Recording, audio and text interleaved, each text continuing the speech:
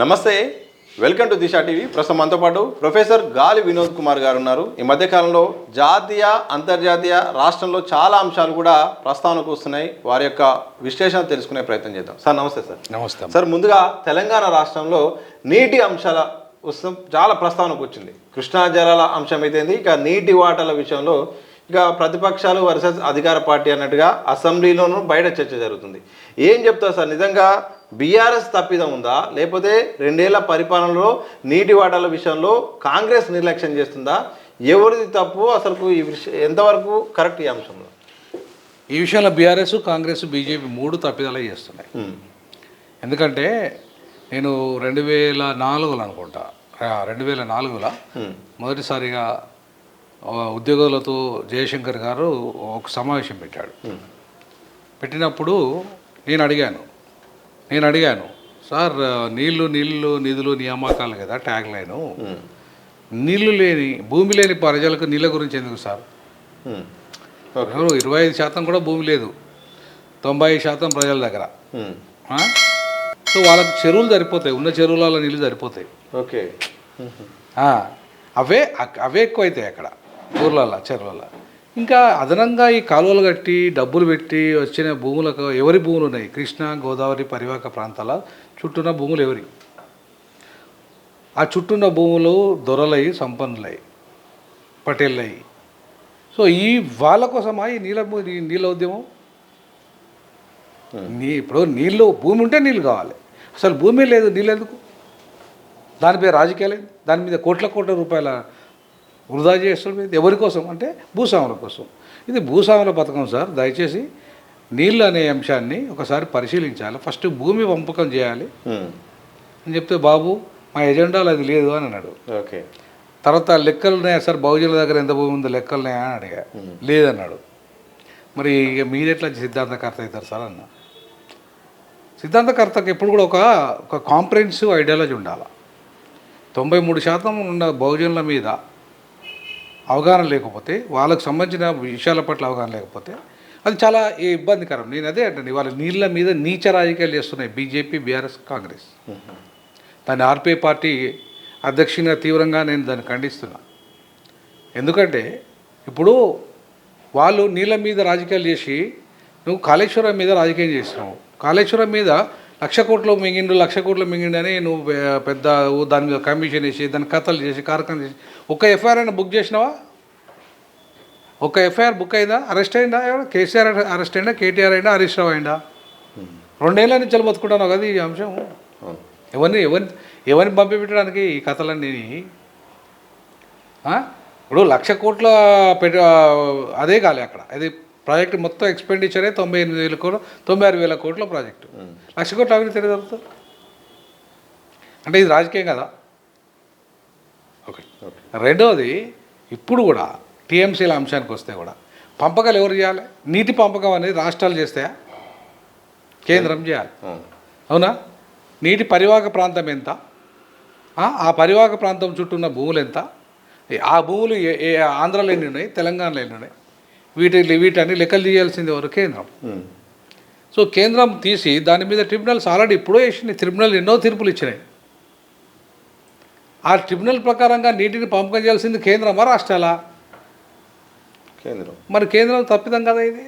కేంద్ర తప్పిదానికి రాష్ట్రాలను ఓన్లీ బలి చేస్తే ఎట్లా? ఓన్లీ కేసీఆర్ సంతకం పెట్టిండని, లేకపోతే నువ్వు సంతకం పెట్టినావని, నువ్వు ఇది చేసినావని.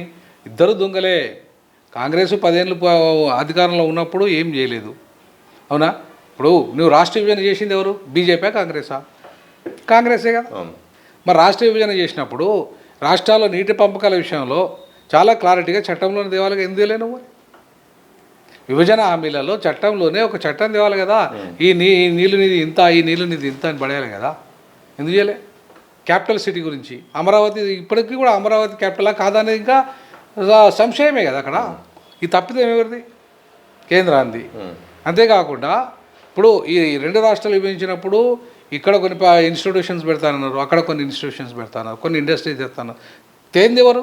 ఇయ్యంది ఎవరు? కేంద్రమే కదా. అంటే బీజేపీ కదా. సో అట్లా బీజేపీ డ్రామాలు, కాంగ్రెస్ డ్రామాలు అండ్ ఇది బీఆర్ఎస్ డ్రామాలు. అంతిమంగా నష్టపోతుంది బహుజనులు.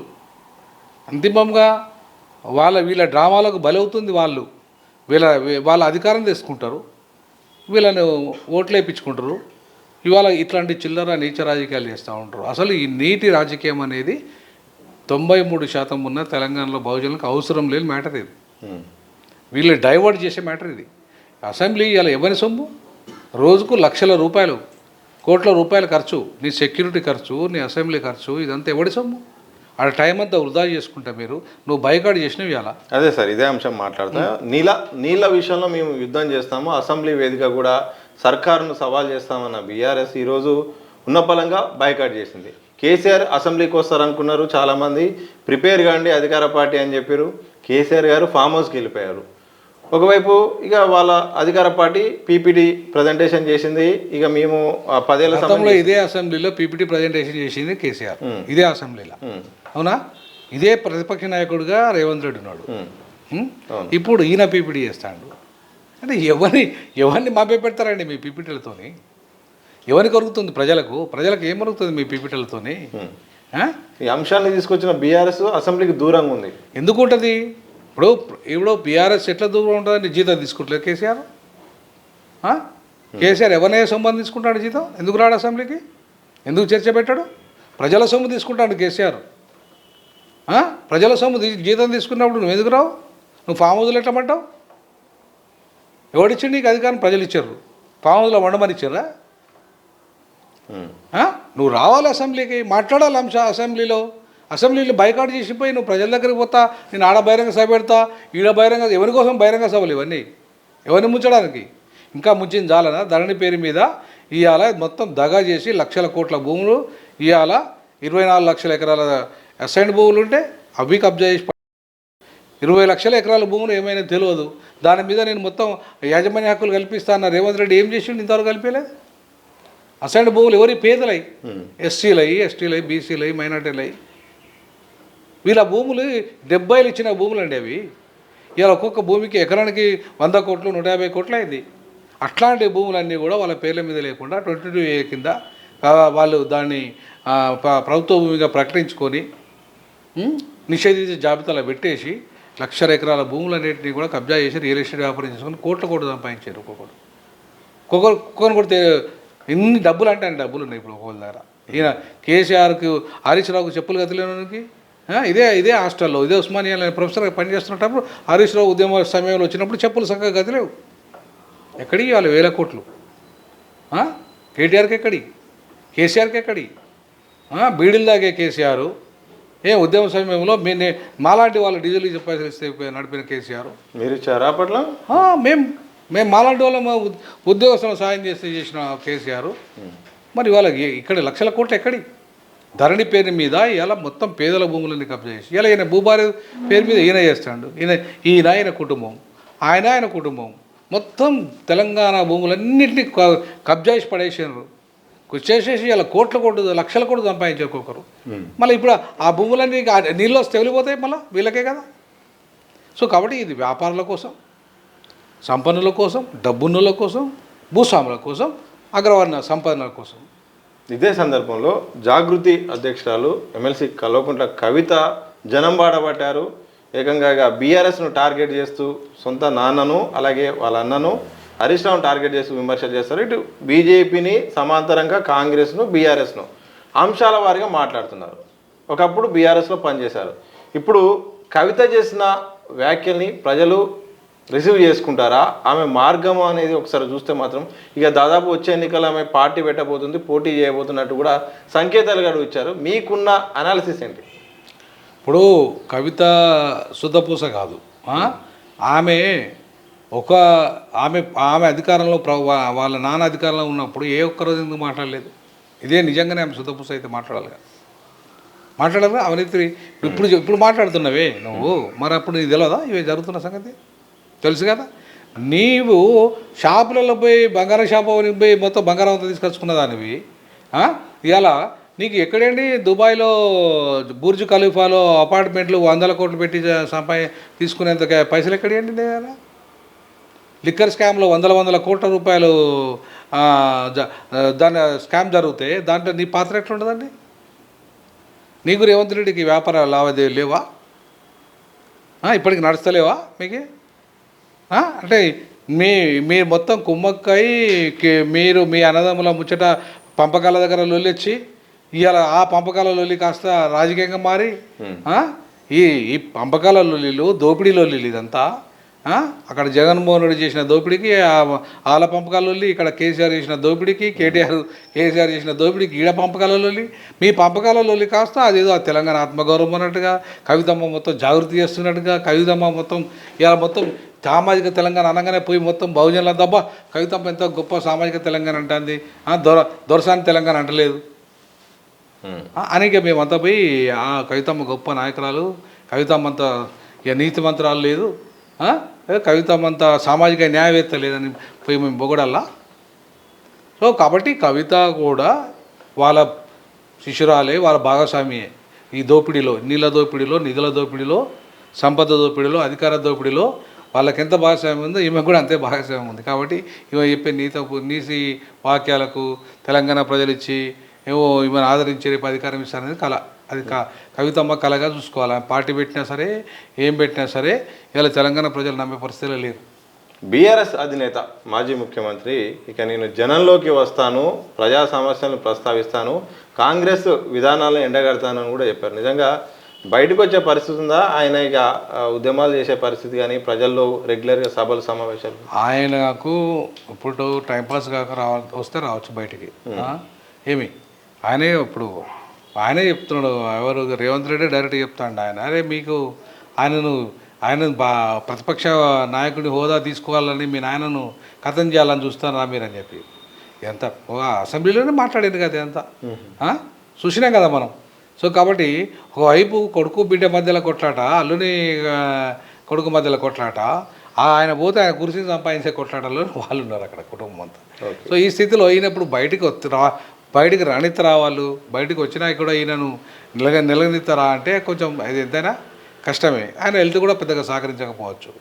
అంత గతంలో ఉన్నంత ఉత్సాహం ఇప్పుడు ఉండే అవకాశం లేదు. బట్ ఏదేమైనా తెలంగాణలో ఒక ఉద్యమ ఐకాన్గా తెలంగాణ సాధించిన నాయకుల్లో కేసీఆర్ ఒకరు. సో కాబట్టి మన అవునన్నా కాదన్నా కేసీఆర్కు ఇంకా క్రేజ్ ఉంది, లేదని కాదు. తెలంగాణ ఐకాన్గా కేసీఆర్కు ఉంది. అట్లాగే తెలంగాణ దోపిడిదారునిగా ముద్ర కూడా ఉంది. తెలంగాణను నిండా ముంచిన చరిత్ర కూడా ఉంది ఆయనకు. సో ఆంధ్రాలకు తొత్తుగా మారిన చరిత్ర కూడా ఆయనకు ఉంది. సో కాబట్టి ఈ క్రమంలో మనం కేసీఆర్ బయటకు వచ్చినా చేసేది ఏం లేదు. లేకపోతే ఇంకా రేవంత్ రెడ్డి కహానీలు ఇంకా వినే పరిస్థితుల్లో ప్రజలు లేరు. ఇప్పటికే మస్తు తిరుగుబాటు, 2 ఏళ్ళనే ప్రజల నుండి చాలా తిరుగుబాటు వచ్చేసింది. 420 హామీలు కావచ్చు, 6 గ్యారెంటీలు కావచ్చు, అమల్లో కావచ్చు. ఇది ఈవెన్ దానం నాగేందర్ కాంగ్రెస్లో పోయినోడే తిరుగుతాడు. నిన్నే చూసినాం కదా మనం దానం నాగేందర్ అడిగిన ప్రశ్నల అసెంబ్లీలో. సో ఇవాళ పాయల్ శంకర్ కానీ, దానం నాగేందర్ కానీ, అక్బరుద్దీన్ కానీ ఇవాళ అడుగుతున్న ప్రశ్నలకు సరైన సమాధానం ఎక్కడుంది అక్కడ అసెంబ్లీలో రేవంత్ రెడ్డి దగ్గర? ఏమనంటే కేసీఆర్ మీద నీ అవాక్కులు చెవక్కులు వెలుచుకుంటా కేసీఆర్ దొంగ అని మొత్తం ఆయన సుఖమైనట్టుగా, ఆయన మంత్రివర్గం సుఖమైనట్టుగా మాట్లాడుకుంటా ఇలా ప్రజల్ని మభ్యపెట్టే కార్యక్రమంలో వెళ్ళున్నారు. కాబట్టి అందరూ తోడుతూగలే, దీంట్లో ఎవరు సుఖం అని చెప్పడానికి లేనే లేదు. దానం నాగేందర్ ప్రస్థానం మీరు తీసుకొచ్చారు. ఇక కొంతకాలంగా ఆయన అయితే మాత్రం ఇక ఉప ఎన్నిక గురించి ఒక అంశం అయితే తెరపైకి వస్తుంది. దానం నాగేందర్ పార్టీకి ఆయన ఎమ్మెల్యే పదవికి రాజీనామా చేయబోతున్నాడు అన్న వార్తలు కూడా వస్తున్నాయి. జూబ్లీహిల్స్ తరహాలో త్వరలో తెలంగాణ రాష్ట్రంలో బైపోల్ సాధ్యమా? మీకున్న విశ్లేషణ ప్రకారం దాదాపు ఆయన అయితే మాత్రం నేను ఇక పార్టీ మారాను, కాంగ్రెస్ పార్టీలోనే ఉన్నానని కూడా నేరుగా మీడియా ముఖంగానే చెప్తున్నారు. దాని అర్థం ఏంటి అసలు? దానికి నైతిక బాధ్యత వహించు ఆయన రాజీనామా చేయాలి. ఎవరు? సభాపతికి ఇచ్చిండు కదా. వీళ్ళు ఎవరు అంటే ఈయన విషయాలు ఇంకేం చెప్పలేదు, ఈయన ఎక్స్ప్లెయిన్ కూడా ఇంకేం చేయలేదు. ఇంకా ఈయన విషయాలు జరగలేదు. సరే, ఒకవేళ ఈయన విషయంలో జరగకపోతే ఖచ్చితంగా ఆయనే చెప్తాడు కదా నేను పార్టీ మారినని. మరి అటువంటిప్పుడు రాజీనామా చేయమను, యాక్సెప్ట్ చేయాలి కదా. ఆయన చెప్పినప్పుడు రాజీనామా చేయాలి కదా. చేస్తే యాక్సెప్ట్ చేయాలి ఆయన, ఎవరు? సభాపతి. సో ఆయన నిజంగానే ఆయనకు పార్టీ మారిన ఈ పార్టీ వల్ల నాకు ఏం ఉపయోగం లేదు, ఈ పార్టీలో నేను ఉండలేకపోతున్నా అనేది ఉంటే ఖచ్చితంగా ఆయనే రాజీనామా చేసే ఎన్నికల వాళ్ళ ప్రజలారా మరి నాకు చెప్పండి, మీరు నేను తప్పు చేసిన బీఆర్ఎస్ నుండి ఇళ్ళకి వచ్చి, అంతకుముందు కాంగ్రెస్ నుంచి మళ్ళీ ఇళ్ళకి వచ్చి మొత్తం భూములన్నీ కబ్జా చేసి దోపిడీ చేసి పెద్ద ఎత్తున సంపాదించుకొని ఇవాళ మళ్ళీ దోపిడీ చేయడానికి నాకు అధికారం ఇవ్వండి అని చెప్పి దానం నాగేందర్ అడిగితే తప్పులేదు. అంతేగాని దానం నాగేందర్ ఏదో పెద్ద ఉద్యమకారుడు అన్నట్టుగా లేదా పేద ప్రజల పెన్నిది అన్నట్టుగా లేకపోతే తెలంగాణ సాధకుని గానో ఇంకే ఏముంది దానం నాగేందర్ భూములు కబ్జాలు చేసి ఆ ముఖ్యమంత్రి దగ్గర ఈ ముఖ్యమంత్రి వాసులు చేసుకుని బతికి సెటిల్మెంట్ చేసింది తప్ప ఏముంది సార్? దానం నాగేందర్ సాధించింది ఏంది అంటున్నా, ప్రజలకు సాధించింది ఏంది? సో కాబట్టి దానం నాగేందర్ ఉప ఎన్నిక వల్ల ప్రజలకు ఒరిగేది ఏముండదు, నష్టం తప్ప. ఒకవేళ ఉప ఎన్నిక వస్తే ఎట్లుంటుంది సార్? ఉప ఎన్నుకుంటే దానం నాగేందర్ను 100-200% ఓడగొట్టాలని ప్రజలకు విజ్ఞప్తి చేస్తూ ఉన్నా. ఎందుకంటే ఇట్లాంటి పార్టీ మారే దొంగలు దోపిడీదారులు అనవసరంగా ఇవాళ చట్ట వ్యతిరేకులు ఒక రకంగా చెప్పాలంటే చట్టం ఇప్పుడు నీకు పార్టీ ఒక పార్టీ మేనిఫెస్టో ఇచ్చింది, నీ పార్టీ మంచిదా చెడ్డదా అనేది నీ ఇష్టం, ఆ పార్టీ ఇష్టం, తీసుకునే పార్టీ ఇష్టం.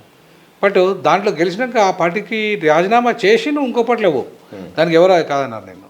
కానీ అందులోనే గెలిచి మళ్ళీ ఇంకో పార్టీ మారి ఈ రాజకీయాలంతా కూడా నేను ప్రజల కోసము లేదా కాన్స్టిట్యున్సీ అభివృద్ధి కోసము అని పోయి ఎంత ఈ తప్పుడు విధానాలు ఈ తప్పుడు వ్యవహారాలు చేయడం అనేది కరెక్ట్ కాదు. నీకు ఆ పార్టీ నుండి పోయి అధికార పార్టీలకు పోయి నీకు పనులు చేయించుకోవాలనుకుంటే నువ్వు డైరెక్ట్ రాజీనామా చేయి, అధికార పార్టీలకు పో, ఎవరు వద్దంటలేరు. రాజీనామా చేస్తే మళ్ళీ ప్రజలు తీర్పు కోరుతారు, ప్రజలు ఇంకో నిర్ణయిస్తారు, నిన్నే గెలిపిస్తారా రాజీనామా చేసినాక, లేదంటే ఇంకో మంచి వ్యక్తి ఎవరన్నా వస్తాడా వాళ్ళు నిర్ణయించుకుంటారు ప్రజలు. సార్ ఆపరేషన్ కగార్ నేపథ్యంలో మాత్రం ఇటు కమాండర్ దేవా దాంతోపాటు తెలంగాణకు సంబంధించిన వాళ్ళు చాలామంది కూడా ఇక సరెండర్ అయ్యారు డీజీపీ ముందట. మొత్తం అటువైపు ఇక ఛత్తీస్గఢ్ విషయానికి వస్తే మాత్రం వరుసగా శనివారం రోజే 2 వేర్వేరు ప్రాంతాల్లో కూడా ఘటనలు జరిగినాయి, అక్కడ ఏకంగా ఎన్కౌంటర్ కూడా జరిగింది. మావోయిస్ట్ పార్టీ భవిష్యత్తు ఏంటి? ఒకవైపు పిఎల్జీఏ పని అయిపోయిందని కూడా ఇటు ప్రభుత్వం చెప్తుంది. ఏం చెప్పదలుచుకున్నారు? కగారు విషయంలో ఏం జరగబోతుంది, ఏం జరుగుతుంది, ఏం జరగాల్సిన అవసరం ఉంది? అంటే నేనైతే ఆపరేషన్ కగారును వ్యతిరేకిస్తా. ఎందుకంటే అది చంపడం అనేది, అందులో మనుషులను చంపడం అనేది వాళ్ళు ఎవరైనా కావచ్చు, వాళ్ళ సిద్ధాంతం ఏదైనా కావచ్చు. బట్ ప్రభుత్వము మనుషులను చంపే ప్రోగ్రాం పెడతా అంటే అది రాజ్యాంగ వ్యతిరేకం. సరే నక్సలైట్లు వాళ్ళు కూడా తుపాకి పట్టి చంపడం నేరమే, దాన్ని నేను వ్యతిరేకిస్తా. కానీ ప్రభుత్వమే ఒక పథకం పెట్టి నక్సలైట్లను చంపేస్తా అంటే అది చంపే కార్యక్రమాన్ని రాజ్యాంగం ఆమోదిస్తుందా? ఆమోదించదు కదా. కాకపోతే సరెండర్ చేసి వాడు తప్పు చేస్తే తీసుకుపోయి కోర్టులో సబ్మిట్ చేసేసి వీడు తప్పు చేసిండు అని చెప్పి శిక్ష అయిపోయి, అంతేగాని నేను మొత్తం పోలీసులను పెట్టి అందరూ చంపేస్తా అనే పథకమే పెడితే ఎట్లా? సో కాబట్టి ఆపరేషన్ కగార్ అనేది నేను వ్యతిరేకిస్తాను ఒకటి. రెండవది, ఇవాళ ఈ ప్రస్తుత పరిస్థితులలో ఇప్పుడున్న సిచ్యువేషన్స్లలో మొత్తం ఏ టెక్నాలజీ వచ్చింది, ఏ మూలకు పండుకున్నా నువ్వు 100 కిలోమీటర్ల దూరంలో సొరికా ఉన్నా కూడా బాంబు ఎత్తి చచ్చిపోతావు, అవునా? సో కాబట్టి ఈ క్రమంలో ఇట్లాంటి సాయుధ పోరాటం అనే దాన్ని నేను స్వాగతించాను. డెమోక్రసీ వచ్చేసింది, మీ నేపాల్ పరిణామాలు ప్రచండ నేతృత్వంలో అక్కడ అధికారం వచ్చింది, అట్లాగే లాటిన్ అమెరికాలో వచ్చింది, చాలా దేశాలలో వాళ్ళు ప్రజాస్వామ్యం వైపు వచ్చింది. ఇక్కడ కూడా రండి, మీరు అధికారంలోకి రండి, వచ్చి మా ఆర్పీఐ పార్టీ ఉంది, మా పార్టీ మేము మీతో కలుస్తాం, అంటే మేము మిమ్మల్ని నిజాయితీ పరులుగాను మేము కమిట్మెంట్ ఉన్న ఒక నాయకులుగాను చూస్తున్నాం. మీ అవసరం ఉంది సమాజానికి, మీలాంటి మంచి వ్యక్తుల యొక్క అవసరం ఉంది. బట్ అక్కడ కూడా ఏమవుతుంది, అగ్రవర్ణాల ఆధిపత్యం. ఇక్కడ బయట పార్టీలో ఇట్లా అగ్రవర్ణాల ఆధిపత్యం కూడా మొత్తం అగ్రవర్ణాల ఆధిపత్యం మొన్నటిదాకా. ఇప్పుడంటే అంతా భయపడిపోయినరు, కొంతమంది సరెండర్ అయిపోయినరు, కానీ ఇప్పుడు చచ్చిపోతుంది అంతా ఆదివాసుల బిడ్డలే కదా పాపం. అంతకు ముందు కూడా చచ్చిపోయింది బహుజనులే కదా. సో కాబట్టి ఇవాళ బహుజనులకు చెప్పేది నేను ఒకటే, నా బాబాసాహెబ్ అంబేద్కర్ వారసునిగా మేము ఎన్నడూ తుపాకీ కొట్టాన్ని సమర్థించాం, మేము రాజ్యాంగబద్ధంగా ఉండేటోళ్ళం. కాబట్టి బాబాసాహెబ్ అంబేద్కర్ కూడా తుపాకీ ద్వారా ఒకవేళ పోయింది అనుకో, నక్సలైట్ అయి చచ్చిపోతే ఏంటి మా పరిస్థితి, ఇక్కడ దేశం పరిస్థితి ఏంటి? ఒక భారత రాజ్యాంగ నిర్మాణాన్ని రచించే అవకాశం ఉండేది కాదు కదా. దేశాన్ని బతుకుండి పోరాడాలంటారు. 100% బతుకుండి పోరాడాలి, బతుకుండే సాధించాలి, ఏదైనా బతుకుండే చేయాలి. ఖచ్చితంగా ఒకరిని చంపడం, మనం అది చేయడం అది నేరం, రాజ్యాంగపరంగా నేరం, మానవ హక్కుల పరంగా నేరం. నువ్వు ఇంకోటి చంపుతున్నావు అని మళ్ళీ నా ప్రాణం గురించి నువ్వు ఎదుటోని చంపినప్పుడు నిన్ను చంపే అధికారం ఎదుటోనికి ఉంటుంది కదా. కాబట్టి ఆ చంపుకునే విధానమే కరెక్ట్ కాదంటున్నా. జాతీయ ఉపాధి హామీ పథకం చాలా పాపులర్ అయింది, కాంగ్రెస్ సర్కార్ తీసుకొచ్చింది. ఈ మధ్యకాలంలో జీ రామ్జీ అనే పేరుతో విబి అంటే వికసిత్ భారత్ పేరుతో మొత్తం మహాత్మా గాంధీ పేరును తీసేసి ఈ పథకం తీసుకొచ్చింది. ఇక దేశవ్యాప్తంగా చర్చ జరుగుతుంది. ఆ పథకంలో కూడా కొత్త పథకంలో కొన్ని మార్పు చేర్పులు కూడా చేసింది. ఏం చెప్తారు సార్? పేరు మార్పు అలాగే పథకంలో కూడా కొన్ని మార్పు చేర్పులు చేశారు. దాని గురించి ఏం చెప్తారు? ఇప్పుడు పథకాల పేర్లు మార్చడం అనేది చాలా కామన్. ఏ ప్రభుత్వం వచ్చినా మారుతూ ఉంటుంది పథకాలు. వాజ్పేయి అయినప్పుడు కూడా మార్చింది పేర్లు మార్చారు. అట్లాగే ఇప్పుడు వీళ్ళు తర్వాత వాళ్ళ గవర్నమెంట్ ఉన్నప్పుడు వాళ్ళు పేర్లు మార్చుకున్నారు. చాలా పథకాల పేర్లు మార్చినంత మాత్రాన అదేదో పెద్ద మార్పులు వచ్చేస్తాయని నేను అనుకోను. కానీ ప్రధానంగా ఏంటంటే రామ్జీ అనే పథకానికి పేరు పెట్టడానికి కారణం ఏంటంటే గ్రామీణ ప్రాంతాల్లో జై శ్రీరామ్ అనే పదం రావాలి. ఆడ ఓకే, రామ్ అనే పదం రావాలి. పని పోయినప్పుడు ఏం చేస్తాను అక్క ఇట్లా పని కాడ రామ్జీ పథకం జయరామ్జీ పథకం వచ్చింది కదా. రామ్జీ అంటే పొద్దుస్తామను రామ్జీ గురించి మాట్లాడాలి కదా. ఓకే, సో గాంధీ అంటే కాంగ్రెస్ గుర్తొస్తుందని, రామ్జీ అంటే బీజేపీ గుర్తొస్తుందని. అంతేకంటే వేరే ఏం లేదు దాంట్లో. పాత సీసాలు కొత్త సీర ఏమంటారు ఆ టైప్. సో ఇంత పెద్ద ప్రచార వ్యూహం ఉంది. ఇప్పుడు వాళ్ళు ప్రతి వెనుక ఎడ్యుకేషన్ పాలసీ తీసుకున్నా దాంట్లో హిందుత్వాన్ని జోడిస్తారు. ఆహార పథకం తీసుకున్న దాంట్లో హిందుత్వాన్ని జోడిస్తారు. ఏ పథకం తీసుకోండి, ఇవాళ బీజేపీ తెచ్చిన పథకంలో హిందుత్వం అనే అంశం జోడించకుండా ఒక్క పథకం ఉందో చెప్పండి నాకు. ఒక్క పథకం పేరు చెప్పండి. అన్ని పథకాలు ఏ పథకమైనా సరే నేను చెప్తా దానికి ఆన్సర్. ప్రతి పథకం తీసుకోండి. ప్రతి పథకం వెనక ఇప్పుడు ఫర్ ఎగ్జాంపుల్ వాళ్ళు బీసీలలో ఓబీసీ మోస్ట్ బ్యాక్వర్డ్ కులాలకు సంబంధించి ఒక పథకం పెట్టిండ్రు. ఏంది అది చెప్పండి, దాని పేరు ఏదో ఉంది. అది కూడా హిందుత్వంలో భాగంగా. ఇప్పుడు ఈడబ్ల్యూఎస్లో కూడా ఉంటుందా? ఎట్లా అంటే ఈడబ్ల్యూఎస్ రిజర్వేషన్స్ ఉన్నాయి. ఇప్పుడు అగ్రవర్ణ పేదలకు సంబంధించిన రిజర్వేషన్లలో ఇవాళ ఎందుకు ఇవ్వాలి వాళ్ళకి రిజర్వేషన్లు? ఒకటి పేదరికం కారణం. సో పేదరికం కారణంగా రిజర్వేషన్లు ఇవ్వాలంటే ఓకే దాంట్లో, బట్ లెక్కలు వేయాలిగా. లెక్కలు వేయాలి. నువ్వు ఎంతమంది పేదలు ఉన్నారనే విషయం తేలితే కదా నీకు. అసలు తేలినట్టు ఎక్కడ ఉంది కమిషన్? ఎక్కడ లేదు. సో అప్పుడు ఏమైంది? ఇప్పుడు అగ్రవర్ణ పేదలంతా కూడా బీజేపీకి అనుకూలం. అగ్రవర్ణాలంతా, పేదలే కాదు అగ్రవర్ణాలంతా బీజేపీకి అనుకూలం. బీజేపీకి అనుకూలమైన వర్గాలను దూరం చేసుకుంటే బీజేపీకి రేపు వెన్నుదనగా నిలిచేది ఎవరు? పేదలు కాదు, పేదలుగానే కాదు. పేదలకు పథకం వల్ల యూజ్ ఉంటుంది ఏదైనా పథకం.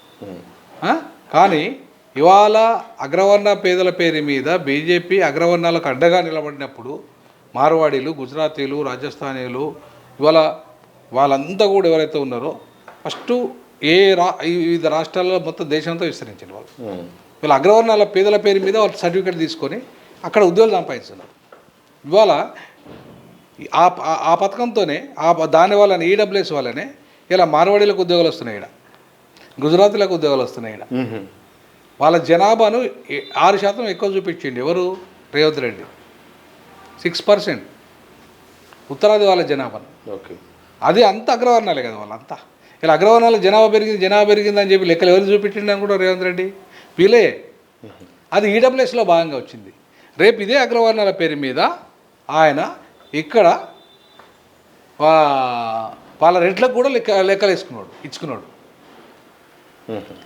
వాళ్ళ రెడ్లకు వాళ్ళ కమ్యూనిటీస్ వాళ్ళకి కూడా మన గ్రూప్ 1 కానీ గ్రూప్ 2 కానీ వాటిల్లో మంచి పోస్టులను ఇప్పించుకున్నాడు. సో ఇవన్నీ దీని వెనుక దీని అంతా బీజేపీ కుట్రండి. ఇదంతా బీజేపీ తీసుకొచ్చిన పథకం వల్ల ఇవాళ బెనిఫిట్ అవుతుంది ఎవరు? అగ్రవర్ణాలు. సో ఈ అగ్రవర్ణాలకు బెనిఫిట్ అవుతే అండగా ఎవరికి నిలబడతారు? బీజేపీ నిలబడతారు. సో అంతిమంగా ఈడబ్ల్యూఎస్ యొక్క రిజర్వేషన్ల పర్పస్ ఏంటంటే అగ్రవర్ణాలను కూడా వీళ్ళను వాళ్ళ కంట్రోల్లో పెట్టుకోవడం. మేము ఇప్పుడు ఇంకో కూడా ఇలా 1 రేషన్ కార్డు ఉంది. 1 రేషన్ కార్డు పథకం తెచ్చేవాళ్ళు. ఎందుకు తెచ్చారు? 1 రేషన్ కార్డు అంటే దేశంలో ఎక్కడైనా ఈ గుజరాతీలు వెళ్ళిపోతున్నారు, ప్రపంచంలో ఎక్కడైనా పోతారు వాళ్ళు. సో ఎక్కడ పోయిన రేషన్ కార్డు వాడికి ఉంటే దాంతో వానికి పథకాలు అమలవుతాయి. వాడు బియ్యం తెచ్చుకొని అక్రమంగా బియ్యం కూడా తెచ్చుకొని అమ్ముకుంటారు వాళ్ళు. నార్త్ ఇండియన్స్ కోసమే 1 రేషన్ కార్డా? ఎస్, 100%. 1 రేషన్ కార్డు పథకం కానీ, 1 నేషన్ పథకం కానీ, లేదా 1 క్లాట్, 1 నీటు, ఇవన్నీ పథకాలన్నీ కూడా ఉత్తరాది ఆధిపత్యం కోసమే తెచ్చాయి. దాంట్లో ఉత్తరాదిలో ఎవరు ఉంటారు? బీజేపీ ఉంటుంది, కమ్యూనల్ ఫోర్సెస్ ఉంటాయి. సో కాబట్టి ఈ పథకాల వెనుక, అన్ని పథకాల వెనుక బీజేపీ పాత్ర, బీజేపీ కుట్ర ఉంది. సో సో అందుకే ఇవాళ అట్లాంటి ఇప్పుడు మన్రేగా పథకం ద్వారా కాంగ్రెస్ ఓట్ బ్యాంకు పెరిగిందనే ఉద్దేశంతో దాన్ని వాళ్ళు పేరు మార్చుకున్నారు. దీని ఇంపాక్ట్ ఎట్లుంటుంది? నేను చెప్తున్నా, ఖచ్చితంగా ఈ చర్చ జరుగుతుంది. బీజేపీ వాళ్ళు ఇచ్చిన పోయి జీరామ్జీ పథకం, అందులో ఉత్తరాదిలో ఇంకెక్కువ ఉంటుంది మనకంటే కూడా, సౌత్లో కంటే అక్కడ పేదరికం ఎక్కువ కదా. సో అక్కడ జీరామ్జీ పథకం బీజేపీ వాళ్ళ దియా అంటే ఓటు ఎవరికి వేయాలి? కిసుకు దేనా ఓట్ బీజేపీకి దేనా, బీజేపీకి దేనా. సో దానిలో భాగంగానే ఇవాళ ఈ పథక మార్పు అనేది నేను అనుకుంటున్నాను. సో రాష్ట్రంలో చాలా రాజకీయ అంశాలు జరుగుతున్న ఈ సందర్భంలో నటుడు శివాజీ హీరోయిన్ల బట్టలపై మాట్లాడిన అంశాలు ఎటు వెళ్ళిపోయి ఏకంగా మహిళల వస్త్రాధారణ మీద కూడా వెళ్ళిపోయింది. అంటే ఏ బట్టలు వేసుకోవాలి, ఎలా ఉండాలనే దానిపైన కూడా అనుకూలంగా వ్యతిరేకంగా కూడా మాట్లాడుతున్నా. ఆయనకు సపోర్ట్గా కూడా మహిళలు కూడా ఉంటున్నారు. మొత్తం కూడా ఇటు ఒకరి తర్వాత ఒకరు మహిళా సంఘాలు రావడం, ఆ తర్వాత రాజకీయ అంశం కూడా మారిపోయింది. రాజకీయ నాయకులు కూడా బయటకు వచ్చి మాట్లాడుతున్నారు. ఏం చెప్తారు సార్? మహిళల బట్టల పైన హక్కు ఎవరికి ఉంటుంది, ఎవరు డిసైడ్ చేయాలి, ఎవరు ఎలా ఉండాలి? ఫస్ట్ ఆఫ్ ఆల్ ఆయన తన సినిమాను ప్రమోట్ చేయడానికి దాని కాంట్రవర్సీ క్రియేట్ చేసింది. ఓకే అట్లా దండోరా సినిమా అనే దాంట్లో ఆ దండోరా ఇట్లా వచ్చేసింది, ఆ సందర్భంగా మాట్లాడింది అనేది పెద్ద చర్చ అయిపోయింది. సో దండోరా ప్రమోషన్ అయిపోయింది అక్కడ. ఓకే, ఇక రెండో విషయం ఏంటి వస్తే బట్టల విషయం. సో బట్టలు అనేటివి చాయిస్ ఆఫ్ ఇండివిజువల్స్. నేను సూట్ వేసుకుంటా, కోట్ వేసుకుంటా, ఒకరు అసలు ఇంకా వాళ్ళ ఇష్టం ప్రకారం వాళ్ళు వేసుకుంటారు. చాయిస్ ఆఫ్ ఇండివిజువల్స్ అన్నప్పుడు కాకపోతే సాంప్రదాయాలు ఉంటాయి. సాంప్రదాయాలు భారతదేశంలో ఒక సాంప్రదాయము, ఇంకో దేశంలో ఒక సాంప్రదాయం ఇట్లా ఉంటాయి. కాబట్టి సాంప్రదాయ వస్త్రాలు ధరించాలని చెప్పడం వేరు. సాంప్రదాయాలు ధరిస్తే బాగుంటుంది, స్త్రీలకు హుందాతనం ఉంటుంది అని చెప్పడం వేరు. మొత్తం నీ సామాన్లన్నీ కనపడే విధంగా ఏదో ఇట్లా మాట్లాడింది కదా. సో కాబట్టి అట్లాంటి భాష వాడడం వేరు, తప్పు కదా. ఆయన కూడా తప్పని ఒప్పుకున్నాడు ఆ విషయం. సో అట్లాంటి భాష వాడడం కరెక్ట్ కాదు. రెండవది, బట్టలు వేషధారణ అనేది ఇష్టారాజ్యంగా చేయడం వల్ల కూడా కొంత అది పిల్లలు కూడా యూత్ కూడా కొంత అంటే ఇష్టారాజ్యం డ్రెస్ల వల్ల, ముఖ్యంగా మహిళలు కానీ పురుషులైనా సరే ఎవరైనా సరే మొత్తం చింపుకునే బట్టలు, అర్థంగా కనపడే బట్టలు, వాటి వల్ల పెద్దగా అంటే స్టైల్ అనుకుంటారు కావచ్చు, కానీ వాళ్ళ ఇండివిజువల్స్గా అదొక వాళ్ళ ప్యాషన్ అనుకుంటారు కావచ్చు. కానీ ఆ ప్యాషన్ కాస్త ఏమవుతుంది అంటే పొల్యూషన్ అవుతుంది. అది మొత్తం సమాజాన్ని కలుషితం చేస్తుంది శృతిమిస్తే. సో ఆ రకంగా శృతిమించడం వల్ల కూడా కొన్ని రేప్స్ అటెంప్ట్ జరుగుతున్నాయి అనేది, తర్వాత వీడియోలు చూడడం వల్ల, బట్టలు చూడడం వల్ల, చేయడం వల్ల ఇంపాక్ట్ పడుతుంది అనేది అభిప్రాయం, కొంత అభిప్రాయంగా ఉన్నాయి. కాబట్టి అట్లాంటి మాటలు నేను మాట్లాడాను, పేరెంట్స్ మాట్లాడని చెప్పి మళ్ళీ ఎక్స్ప్లెనేషన్ కూడా ఇచ్చి ఉండు ఎవరు, మన శివాజీ. సో కాబట్టి పేరెంట్స్ దృష్టితో మాట్లాడినప్పుడు ఖచ్చితంగా పిల్లల బట్టలు మంచిగా ఉండాలని పేరెంట్స్ కోరుకుంటారు. అట్లాగే సమాజంలో కూడా సమాజ హితం కోరుకునే వాళ్ళు కూడా మంచి బట్టలు వేసుకుంటే బాగుంటుందని కోరుకుంటారు. బట్ ఇండివిజువల్గా కొంతమంది చాయిస్ ఆఫ్ వాళ్ళ చాయిస్ కాబట్టి, వాళ్ళ బాడీ వాళ్ళ చాయిస్ కాబట్టి ఖచ్చితంగా వాళ్ళ ఇష్ట ప్రకారంగా వాళ్ళు బట్టలు వేసుకుంటారు. బంగ్లాదేశ్లో ఏం జరుగుతుంది సార్? మొత్తం బంగ్లాదేశ్లో ఒక రకంగా అక్కడ జంజీ టీం కూడా మొత్తం కూడా నిరసనలు జరుగుతున్నాయి.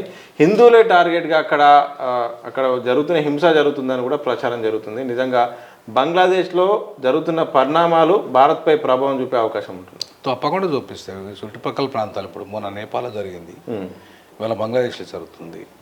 వాళ్ళు ఏంటంటే వాడు భారత్లో ఎప్పుడైతే వాళ్ళు మెజారిటీ వాదాన్ని తీసుకొచ్చిండ్రో తప్పకుండా ఆ ఇంపాక్ట్ మైనార్టీల మీద పడుతుంది. బంగ్లాదేశ్లో ఉన్న మైనార్టీల మీద పట్టినప్పుడు నీకు ఖచ్చితంగా దానికి రివెంజ్ ఉంటుంది. అట్లాగే ఇప్పుడు నేపాల్లో కూడా ఎందుకు జరిగింది, బ్రాహ్మణిజం బాగా విపరీతంగా నేపాల్లో అమలవుతుంది. అగ్రవర్ణాల ఆధిపత్యం, ప్రధానంగా బ్రాహ్మణ ఆధిపత్యం.